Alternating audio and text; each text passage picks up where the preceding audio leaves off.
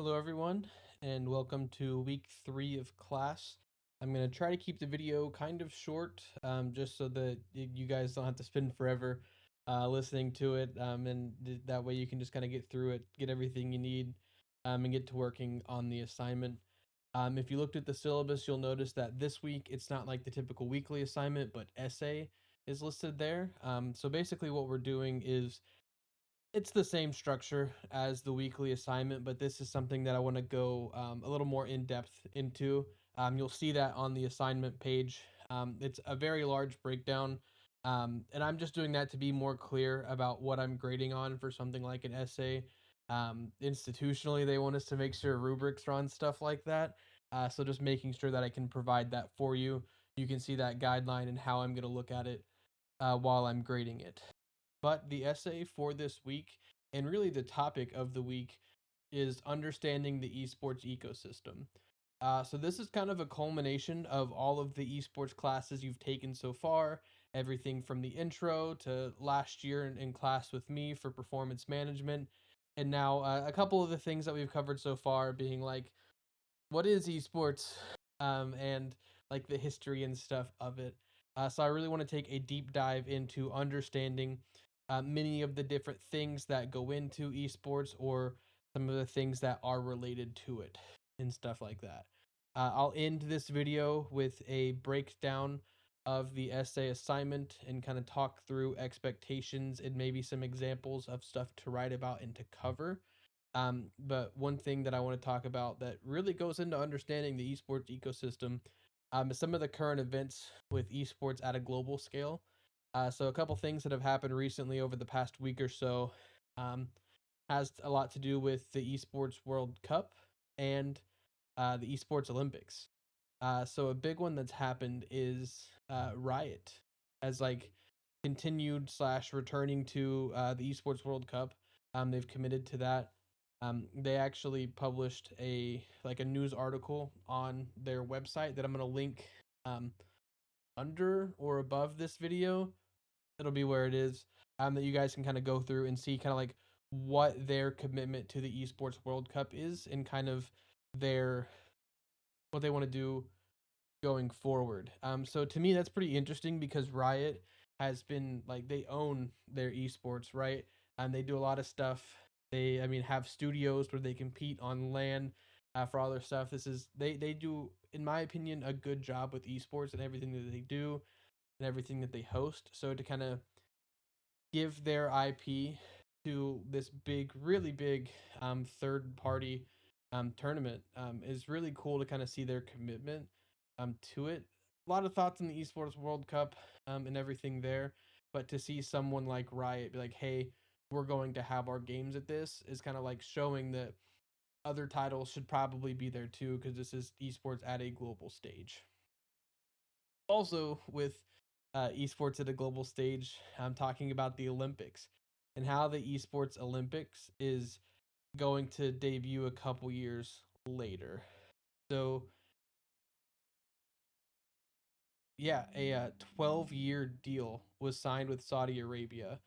Um, with I have another ABC News article that I'm gonna link you guys. I'm not gonna sit here and read through it on video because I feel like that would just get lost and kind of make the video kind of long. But basically, um, esports World Cup has had a big impact on how people are looking at esports globally, and so now the Olympics are kind of doing some stuff to kind of bridge that in making some deals and things like that. So interesting to see the IOC working with the EWC and just going to host everything over in Saudi Arabia. Um, yeah, the vision for the esports Olympics was to hold it every 2 years, starting in 2025, with physical, simulated, and electronic games included.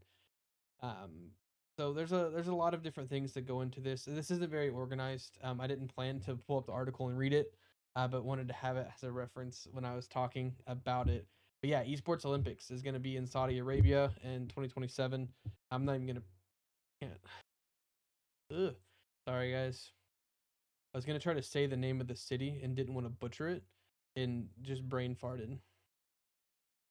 Yeah, so that's kind of some current events, and the esports ecosystem at a global scale is we're starting to see things like the esports World Cup and the impact it's having.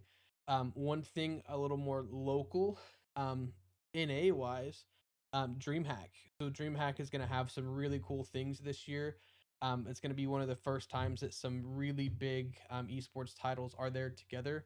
And if not the first time in like 20 something years. So CS, Halo, and Call of Duty are all going to be at DreamHack, and like Halo and Call of Duty haven't been at an event since like early 2000s. I guess MLG. They had some events together before they started breaking off, doing their own thing. So it's cool to kind of see NA esports rising up at the same time the esports is growing at this bigger like international scale. So if you haven't taken a look at everything that's going to happen at DreamHack, I'm going to try to find an article for you so you can see it there and just like see that like so many different things go into esports at a global scale, and going into it all to talk a little bit about the esports ecosystem, and things that we'll go over in the essay is esports is more than just Riot throwing a tournament, having champions, masters, doing all their stuff with league.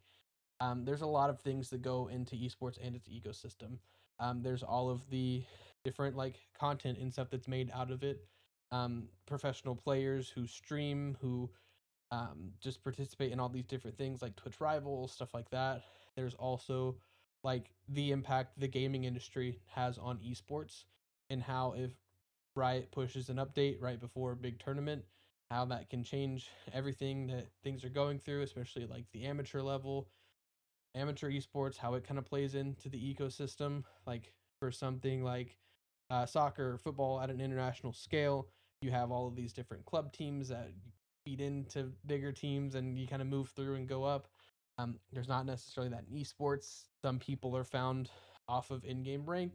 Others, there are tournaments that they can play. There's high school esports, collegiate esports, professional, amateur, all of these different types of things that just kind of all culminate into this big word called esports. And that's really what your essay and stuff is going to be about this week. Let me get it pulled up so I can. Here we go. So this is big. I hate putting out something like this, but again, just kind of wanted to be clear with everything. Some different focus areas to give you guys to talk about. I don't want a long multiple page essay kind of thing. I'm not looking for 5, 10 pages, things like that. It is a weekly assignment, not one of like a bigger project or anything, but it needs to be much more in depth than the weekly assignments that we go through. So really, I want you guys to analyze and articulate your understanding of the esports ecosystem. So what that means is find a couple sources for me, talk about big things that are going on, how esports relates to gaming or esports at the global scale, how the different like levels of esports interact with each other. That's really what all this boils down to and what I'm expecting in this essay for you guys to really dive into. But just to give you the structure, again, length about 2 pages, um, no less than that, please. Really do try to hit that 2 page. That way I like can see the effort in going into, because it's really easy after you break down a couple articles to hit that 2 page mark. But I really, really want to see like your guys' understanding of it and your thoughts on the esports ecosystem rather than like, hey, this is what this article said about it or how it relates to it and breaking it down. That's more what the weekly stuff's for. This is really focused on your guys' understanding of it. So find insight, a couple sources, credible asterisks, right? Um, with esports, it's hard to find those like scholarly articles or things like that. Um, it can be YouTube videos and stuff too. Some focus areas. So you don't have to hit all of these. I'm going to change some of the wording here. I looked at another professor and how they write some of their stuff and kind of use that as a template. So I'm going to change some of this as it's posted. But here's some like focus areas that you guys can look at: historical evolution, key stakeholders, business models, revenue streams, technological influences, global and cultural impact. All of those things can kind of be broken down into what I've talked about so far today. Stakeholders like orgs, tournament organizers, social media platforms, players, things like that, business models, all of those things. To break it down, there's some instructions. Just this is basically the same thing, just organized more of how you guys should turn it in. Again, this stuff at the bottom is more like, hey, you want to have a clear understanding that anyone can look at and be like, okay, this is what we're expecting to do. It's listed out of 100 points. You can see the grade and percentages breakdown in the syllabus. These essays, along with the job posting thing that we'll do later, are a big part of your grade. If you remember last year, like the three different organization projects that we did, these have a similar weight to your grade as those. So really do take the time and just put thought into it is what I'm looking at more than anything. um, I really want to see you as a person, your understanding of the esports ecosystem. Just format it professionally. This is a 400 level course. I do expect some good writing out of you, and we'll grade it appropriately. But let me see what you got. Let me see your understanding. That way we can really start diving into some of these topics kind of as we go through.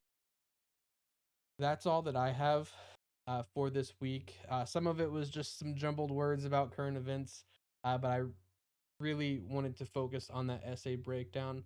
So please, if you have any questions, reach out to me over email, on Discord. Always here to help, especially with something like this. I'm gonna be due Sunday night at 11:59 as normal. If you get to the weekend and you think this is a little bit bigger, need some extra time, let me know. I'm willing and open to adjusting some of these due dates, but just know that things are going to continue in the course with that regular cadence. But thank you guys so much for the time. I hope you have a good week.